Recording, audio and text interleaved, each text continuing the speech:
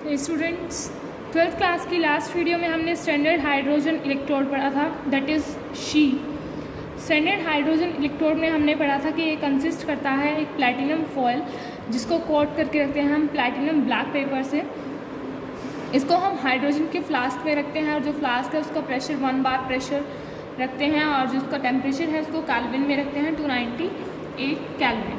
Now आज हम पढ़ेंगे measurement of standard electrode potential. Measurement करने के लिए जो हमें पोटेंशियल डिफरेंस होता है वो पोटेंशियल डिफरेंस दोनों के इलेक्ट्रोड के बीच का, उसको हम पोटेंशियोमीटर या फिर वैक्यूम ट्यूब वोल्ट मीटर से मेज़र करते हैं। उसको अलॉट कैसे करते हैं, उस इलेक्ट्रोड को जो नेगेटिव टर्मिनल होगा सेल का और नेगेटिव वैल्यू देगा उसको नेगेटिव वैल्यू ही अलॉट कर देंगे इलेक्ट्रोड पोटेंशियल की।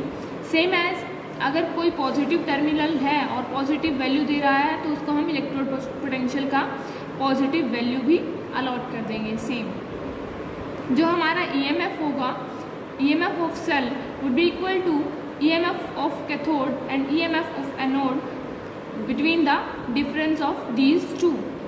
हमें जब ईएमएफ सेल का पता चल जाएगा तो हम इलेक्ट्रोड पोटेंशियल जो है एक इलेक्ट्रोड्स का निकाल सकते हैं और अदर का हम कैलकुलेट कर सकते हैं।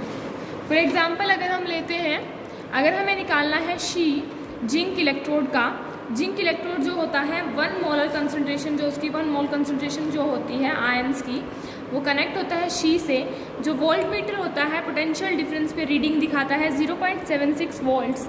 जो इलेक्ट्रॉन फाउंड होते हैं इसके अंदर जो फ्लो कर रहे होते हैं जिंक इलेक्ट्रोड से लेकर शी तक, वो एक्ट करते हैं एज एनोड और जो शी है वो कैथोड बन जाता है। तो हम यहाँ लिख सकते हैं she would act as cathode और जो जिंक के एटम्स हैं वो सब एनोड के तरह एक्ट करेंगे।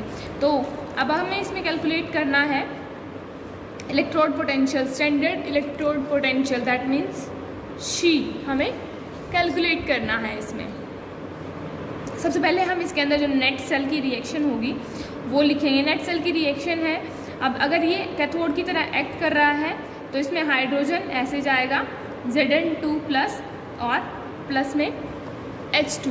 ये हमारी नेट रिएक्शन होगी, सेल के अंदर जो रिएक्शन होगी। अब हमें अगर ईएमएफ फाइंड आउट करना है, E cell cathode minus anode, हमें फाइंड आउट करना है कैथोड का। तो कैथोड में क्या हो रहा है, जो हाइड्रोजन है वो 2 था और यहाँ पे कितना जा रहा है H2, that means half of H2 हम यहाँ पे लिख देंगे, H और H2 हाफ ऑफ H2। तो EMF H plus and half of H2 minus anode का लिखना है, तो यहाँ Zn था यहाँ 2+, तो हम यहाँ लिख देंगे Zn2+ Zn। हमें दिया था इन्होंने कि जो वोल्ट मीटर है पोटेंशियल डिफरेंस जो होता है वो ये होता है। पोटेंशियल डिफरेंस कितना शो कर रहा है जो हमारा सेल है, दैट इज 0.76। तो हम यहाँ पे पुट कर देंगे 0.76 वुड बी इक्वल टू, अब हाइड्रोजन के केस में सारी वैल्यू क्या है 0 है, तो 0 माइनस ई Zn2+ Zn। तो हमारा इसका आंसर क्या आएगा 0.76। अगर हमें कॉपर इलेक्ट्रोड की कपल करते हैं शी के साथ, वोल्ट मीटर रीडिंग दिखाता है 0.34, तो हम सेम इसकी तरह भी निकाल सकते हैं। तो हमारा 0.34 ये यहाँ पे हो जाएगा। कॉपर में अगर हम इसके साथ रिएक्ट करवाते हैं तो यहाँ पे कॉपर बन जाएगा, माइनस में ये आएगा, ये 0 ही रहेगा। इन्होंने कहा है कि हमारी वोल्ट मीटर रीडिंग कॉपर के केस में 0.34 शो करता है, तो ये 0.3 रहेगा, ये 0 और जो कॉपर है वो उसका आंसर 0.34 ही आ जाएगा। कुछ और भी इलेक्ट्रोड्स इसमें दिए गए हैं। नेक्स्ट जो हमारा टॉपिक है वो है इलेक्ट्रोकेमिकल सीरीज़। जितने भी मेटल या मेटल आयन जब कंबाइन होते हैं डिफरेंट वैल्यू देते हैं इलेक्ट्रोड पोटेंशियल की। जो वेरियस एलिमेंट्स हैं हम उनको अरेंज कर सकते हैं कैसे, या तो हम उनको जो उनके रिडक्शन पोटेंशियल है, उनके रिडक्शन पोटेंशियल को इंक्रीजिंग ऑर्डर में या फिर डिक्रीजिंग ऑर्डर, इन दोनों में से किसी भी ऑर्डर में हम उनको अरेंज कर सकते हैं इन इंक्रीजिंग ऑर्डर और डिक्रीजिंग ऑर्डर। तो जो ये अरेंजमेंट होती है various element in order of increasing value standard electrode potential is called electrochemical series. अगर हमसे पूछा जाता है कि इलेक्ट्रोकेमिकल सीरीज़ क्या होती है, तो जब हम इनको इंक्रीजिंग ऑर्डर में रिडक्शन पोटेंशियल को अरेंज करते हैं तो वो होती है इलेक्ट्रोकेमिकल सीरीज़। इलेक्ट्रोकेमिकल सीरीज़ की कुछ एप्लीकेशंस होती हैं। Some of the important applications of electrochemical series are comparing the relative oxidizing and reducing power of various substance। हम क्या कर सकते हैं इसमें, ऑक्सीडाइजिंग, जो रिलेटिव ऑक्सीडाइजिंग और रिड्यूसिंग पावर्स होती हैं अलग अलग सब्सटेंस की, उनको कंपेयर कर सकते हैं। सब्सटेंस जो हायर रिडक्शन पोटेंशियल का होता है वो ग्रेटर टेंडेंसी होती है कि जल्दी जाएगा रिडक्शन के अंदर। फॉर एग्जांपल अगर हम फ्लोरीन की बात करते हैं, इसकी क्या होती है, हाईएस्ट रिडक्शन पोटेंशियल होती है, ये इजीली रिड्यूस हो जाता है F नेगेटिव आयंस में। F2 जो होता है बेस्ट ऑक्सीडाइजिंग एजेंट होता है। लिथियम जो होता है लोएस्ट रिडक्शन पोटेंशियल होता है। यहाँ हमने पढ़ा F2 और Li का एग्जाम्पल, ये क्या होता है, बहुत ही कम लीस्ट केसेस होते हैं कि रिडक्शन में जाएगा, इसके most likely goes to reduction, most fast goes to reduction. Higher reduction potential जो सब्सटेंस जिनका होता है उनको कहते हैं हम स्ट्रॉन्ग ऑक्सीडाइजिंग एजेंट, और जिनका लोअर रिडक्शन पोटेंशियल होता है वो होता है स्ट्रॉन्ग रिड्यूसिंग एजेंट। तो हमने पढ़ा है यहाँ पे कि जो F2 है उसका हायर रिडक्शन पोटेंशियल था, हायर रिडक्शन पोटेंशियल था, दैट मीन्स वो क्या हुआ, स्ट्रॉन्ग ऑक्सीडाइजिंग एजेंट। Li का लीस्ट था और ये लोअर रिडक्शन पोटेंशियल था इसका, तो इसको हम कहेंगे स्ट्रॉन्ग रिड्यूसिंग एजेंट। ये स्ट्रॉन्ग ऑक्सीडाइजिंग एजेंट, ये स्ट्रॉन्ग रिड्यूसिंग एजेंट। अब हम इसका नेक्स्ट यूज़ क्या कर सकते हैं, इलेक्ट्रोकेमिकल का जो नेक्स्ट एप्लीकेशन होती है वो क्या होती है, जब हम यूज़ करते हैं कैलकुलेशन के लिए स्टैंडर्ड EMF सेल। हमें क्या फाइंड आउट करना है, standard EMF of the cell. इसको फाइंड आउट करने के लिए हम क्या यूज़ कर सकते हैं, इलेक्ट्रोकेमिकल सीरीज़ और इलेक्ट्रोकेमिकल लॉ जो हमारा होता है उसके लिए भी स्टैंडर्ड EMF सेल के लिए भी हम यूज़ कर सकते हैं। E जो सेल का हमें निकालना होता है वो कैथोड माइनस एनोड करके हम निकाल सकते हैं। जो इलेक्ट्रोड हायर इलेक्ट्रोड पोटेंशियल का होता है वो कैथोड होगा, और जो लोअर इलेक्ट्रोड पोटेंशियल का होगा वो एनोड की तरह एक्ट करेगा। Third application is predicting the feasibility of Redux reaction. जो इलेक्ट्रोकेमिकल रिएक्शंस होती हैं, सीरीज़ होती है, वो हमें प्रिडिक्ट करा सकती है कि जो रिडक्स रिएक्शन है उसकी फिजिबिलिटी किस डायरेक्शन में रहेगी, ना गिवन डायरेक्शन फिजिबल रहेगी या नहीं रहेगी। हम रिडक्स रिएक्शन के अंदर देख सकते हैं जो रिलेटिवली हायर जिसकी वैल्यू होती है वो ऑक्सीडेशन में जाता है, और जिसकी रिलेटिवली लो वैल्यू होती है वो रिडक्शन में जाता है। अगर हम जिंक और कॉपर का एग्जाम्पल लेते हैं तो Zn2 + Cu, Zn + Cu2+, ये क्या है, फिजिबल है या नहीं, ये बताने के लिए हम इलेक्ट्रोकेमिकल सीरीज़ की हेल्प ले सकते हैं। Zn2+ आयन्स जो होते हैं वो रिड्यूस हो रहे हैं, और Cu के आयन्स जो है, एटम्स जो है वो ऑक्सीडाइज हो रहे हैं। ये प्रोसेस फिजिबल तब होगा अगर हम देते हैं Zn2+ और Zn की वैल्यू जो हमारी रहेगी वो ग्रेटर हो Cu और कॉपर 2 के प्लस के केस में। तो हम देखते हैं कि जो इसकी वैल्यू होती है जिंक के केस में वो होती है -0.76 वोल्ट, और कॉपर के केस में 0.34 वोल्ट। तो क्या हुआ, हमने कहा था कि वैल्यू किसकी ज़्यादा होनी चाहिए, E, और दूसरा हमारा जो था वो था हमारा Cu2+ Cu। ये थे दोनों हमारे, हमें कहा गया था कि इसकी वैल्यू ज़्यादा होनी चाहिए इससे, बट अब जब हमने इसको प्रिडिक्ट किया तो इसकी वैल्यू हमारे पास है -0.76 वोल्ट, और इसकी वैल्यू जो है हमारे पास वो है 0.34 वोल्ट। तो हम कह सकते हैं कि कॉपर के केस में क्या है, वैल्यू ज़्यादा है जिंक के केस से। तो हमारा ये जो हमने सोचा था कि ऐसा होना चाहिए ये नहीं हो पाता, दैट मीन्स ये क्या है, नॉट फिजिबल। हमने प्रिडिक्ट कर लिया कि जो रिडक्स रिएक्शन है वो फिजिबल है या नहीं, और वो फिजिबल नहीं है, the given reaction is not feasible. Now coming to next page, the fourth application is predicting the capability of metal to displace H2 gas from acid. Chemical reaction है जो मेटल M की और acid की वो liberate करती है hydrogen gas, और इस रिएक्शन में हम देख सकते हैं कि जो EM2+M है ये क्या होना चाहिए, स्मॉलर होना चाहिए हाइड्रोजन के केस वाले से। तो जो ये ऑल मेटल्स हैं जितने भी हाइड्रोजन से ऊपर लाई करते हैं वो H2 गैस को लिबरेट कर सकती हैं। नेक्स्ट जो हमारा टॉपिक है वो है नर्नेस्ट इक्वेशन। नर्नेस्ट इक्वेशन में क्या होता है, एक सिंगल इलेक्ट्रोड के लिए अगर हम निकालते हैं तो इसमें क्या होता है, जितने भी टाइम पे अगर कोई टाइम चल रहा है, मान लीजिए उसमें मेटल कोई इलेक्ट्रॉन लूज कर रही है या फिर गेन कर रही है इलेक्ट्रॉन को, वो डिपेंड किस पे करेगा, लूज करना या गेन करना, कि कंसंट्रेशन ऑफ आयन कैसी है। सॉल्यूशन के अंदर कंसंट्रेशन ऑफ आयन पे डिपेंड करेगा कि जो गिवन मेटल है हमारी उसकी टेंडेंसी क्या है, इलेक्ट्रॉन लूज करने की या फिर इलेक्ट्रॉन गेन करने की। सेम टाइम पे हम टेंडेंसी जो लूज और गेन इलेक्ट्रॉन की एक्सप्रेस कर सकते हैं इलेक्ट्रोड पोटेंशियल में। जो वैल्यू है इलेक्ट्रोड पोटेंशियल की वो चेंज होती है with the variation in concentration of ion. हमेशा किसके साथ चेंज होती है, variation in concentration of ion के साथ चेंज होती है किसकी वैल्यू, इलेक्ट्रोड पोटेंशियल की वैल्यू।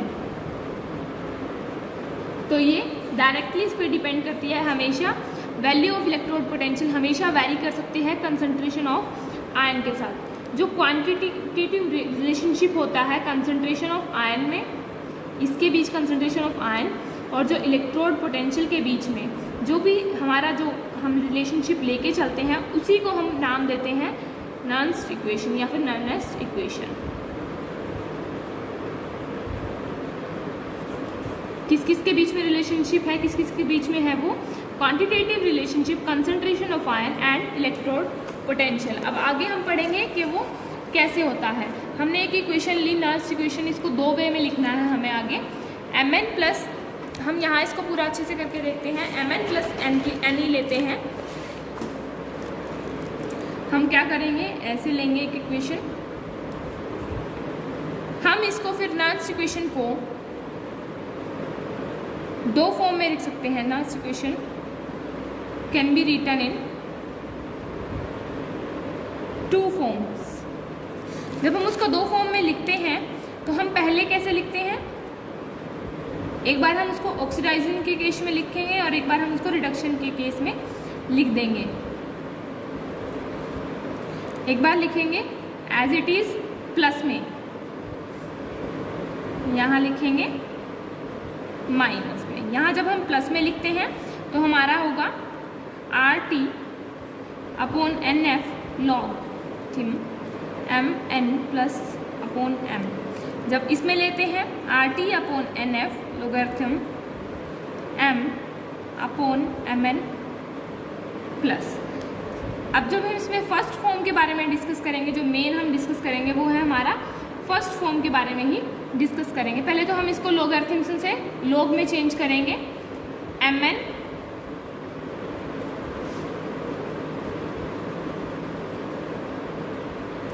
जब हम इसको चेंज करते हैं तो हमें पता है जो ln होता है वो 2.303 लॉग के इक्वल होता है। तो हम लॉग यहाँ से इसको चेंज करेंगे, लॉग में चेंज कर देंगे। यहाँ आएगा हमारा 2.303 RT upon NF log MN plus upon M। अब हम इन सब चीज़ों को देखते हैं कि ये है क्या क्या। जो हम सबसे पहले लेते हैं, जब हम इस साइड लेके चले हैं, वो है हमारा इलेक्ट्रोड पोटेंशियल, क्योंकि हम रिलेशनशिप ही नहीं दोनों चीज़ों के बीच में निकाल रहे हैं, एक इलेक्ट्रोड पोटेंशियल और जो सेकंड है वो हमारा कंसंट्रेशन ऑफ आयन है। तो इस तरफ हमारा इलेक्ट्रोड पोटेंशियल रहेगा, ये हमारा स्टैंडर्ड इलेक्ट्रोड पोटेंशियल रहेगा,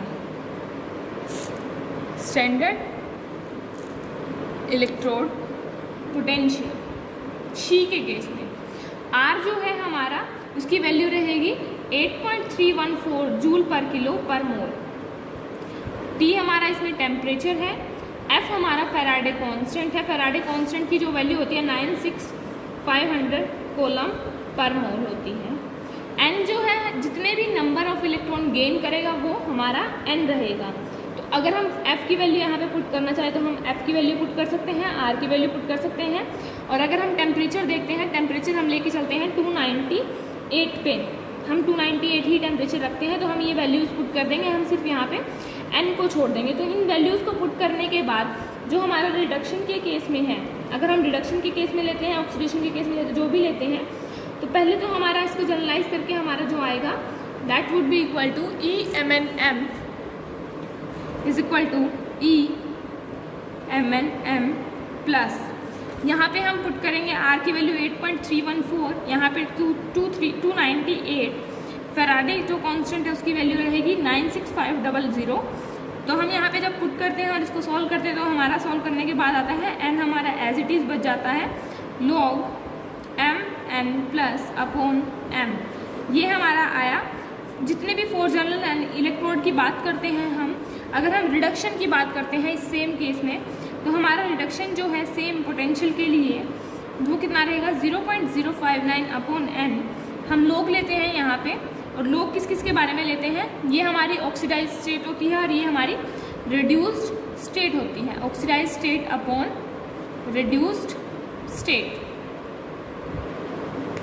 तो ये था हमारा नर्म्स इक्वेशन, जिसमें हमने पढ़ा कि हमारा जो रिडक्शन के केस में जो वैल्यू आती है वो इसके इक्वल आती है। जब हम इसको यूज़ कर सकते हैं तो कंसंट्रेशन ऑफ सॉलिड के केस में तो हम इसको यूनिटी लेते हैं, कंसंट्रेशन ऑफ गैसेस के केस में हम इसकी पार्शियल प्रेशर के उसमें ही देखते हैं। सॉलिड के केस में हम यूनिटी ले लेते हैं और गैसेस के केस में हम इसका पार्शियल प्रेशर भी देख लेते हैं। ऑन पेज नंबर 2.10 एक न्यूमेरिकल दिया है और सब न्यूमेरिकल इसी जैसे सेम होंगे। हम फर्स्ट न्यूमेरिकल एक बार सॉल्व करके देखते हैं। हमें रिडक्शन के लिए कॉपर इलेक्ट्रोड के लिए वैल्यू दी है 0.34 वोल्ट। कैलकुलेट करना है इलेक्ट्रोड पोटेंशियल और ये कांटेक्ट में है 0.1 मोल Cu2 plus ions. How does electrode potential change if concentration of Cu2 plus in solution is decreased. अगर कंसंट्रेशन डिक्रीज होती है तो ये कैसे चेंज होगा। हम यहाँ इसका सॉल्यूशन स्टार्ट करते हैं। सबसे पहले हमें दिया गया है जो वो है हमारा वैल्यू ECU2 प्लस Cu की वैल्यू। तो हम यहाँ पे लिखते हैं ECU2 प्लस Cu, जो हमें आंसर हमने फर्स्ट उसमें निकाला था अभी नर्म्स इक्वेशन में। ये हमारा इलेक्ट्रोड पोटेंशियल था। इस तरफ हम कंसंट्रेशन लिखेंगे तो ऐसे लिखेंगे।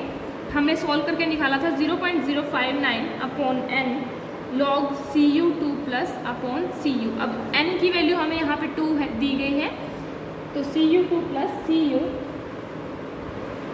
would be equal to concentration of ions 0.059 upon 2। हम लोग लेंगे यहाँ पे Cu2 प्लस और Cu का। अब Cu जो है हमारा, इन्होंने हमें वैल्यू दी थी, अगर हम 1 मान के चलते हैं तो Cu2 प्लस की वैल्यू जो है 0.1 m आती है। तो हम यहाँ पे Cu की वैल्यू 1 पुट करते हैं। That means Cu plus 0.059 upon 2 log Cu2 plus as it is Cu की वैल्यू हमने 1 रख ली और Cu2 प्लस की वैल्यू हम रखेंगे 0.1। तो ये हम लॉग में पुट करेंगे नेक्स्ट स्टेप में 0.059 अपॉन 2 लॉग 0.1। अब हमें दिया था कि कॉपर इलेक्ट्रोड के लिए जो हमारा रिडक्शन पोटेंशियल है वो 0.34 है। तो हम यहाँ पे 0.34 भी पुट करेंगे। 0.34 प्लस 0.059 अपॉन 2 लॉग 0.1। इसको सॉल्यूशन हम निकाल लेंगे। हम देखेंगे कि इसकी कंसंट्रेशन है वो डिक्रीज करती है या इंक्रीज करती है। क्या होगा इसमें, जो कॉपर्स की कॉपर और कॉपर 2 प्लस की है वो आयंस की जो कंसंट्रेशन है वो पहले डिक्रीज करती है। Firstly it would decrease and further after some increasing after the value of electrode potential then the value will be further decrease. पहले डिक्रीज होगी कंसंट्रेशन, अगर डिक्रीज है तो डिक्रीज होती रहेगी और फिर फर्दर भी डिक्रीज होती जाएगी। तो क्या हुआ, जो हमारा आंसर आएगा इसका वो 0.34 से कुछ कम आएगा। 0.34 से कम आने का मतलब तो रिड्यूस होगी। अगर हमारा इसका आंसर ही 0.34 से कुछ ज़्यादा आता तो हम कह सकते थे कि इसका जो है रिडक्शन पोटेंशियल जब बढ़ता है तो वैल्यू ऑफ इलेक्ट्रोड पोटेंशियल भी बढ़ती है। दैट मीन्स हम कह सकते हैं कंसंट्रेशन भी इंक्रीज होती है। तो ये हमारा एक न्यूमेरिकल था। ऐसे ही हम नर्म्स इक्वेशन के सारे न्यूमेरिकल फाइंड आउट कर सकते हैं, इनको सॉल्यूशन फाइंड आउट करते हैं। अगर आपको कोई डाउट है तो कमेंट सेक्शन में अपने डाउट्स लिख सकते हैं। Thank you students for today.